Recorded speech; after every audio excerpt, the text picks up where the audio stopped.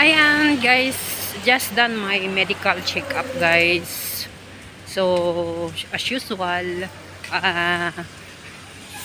sa ano pa rin na, dito pa rin kinunahan ng dugo yung kamay ko. So, every time na kinukunan ako ng dugo guys, dito siya kinukunan. Yan siya.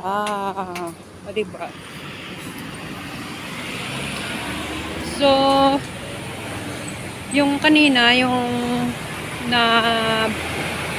nadaplisan ng ng kotse, yung sasakyan, yung bicycle nandyan siya guys. Ayan.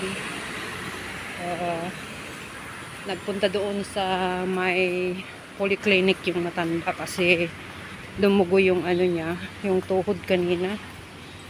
Ayan, yung bike niya. Ayan.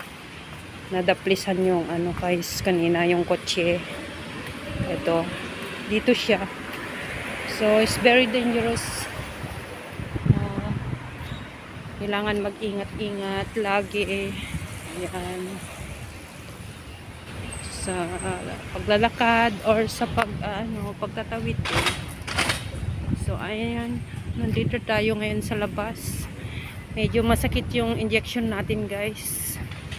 Kasi kanina ayaw mag-flow yung dugo ko. Ayan o. Ayan. May nag-aayos doon.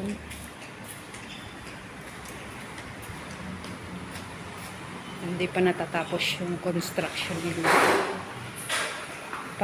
Pati din sa amin guys. Hindi pa tapos yung construction dyan kasi inaayos yung mga wire ng lights.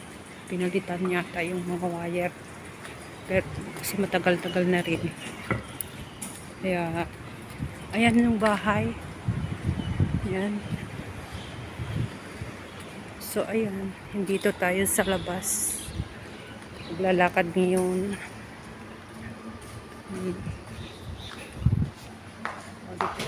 Malinis. Kasi maaga yung auntie na naglinis dito sa labas.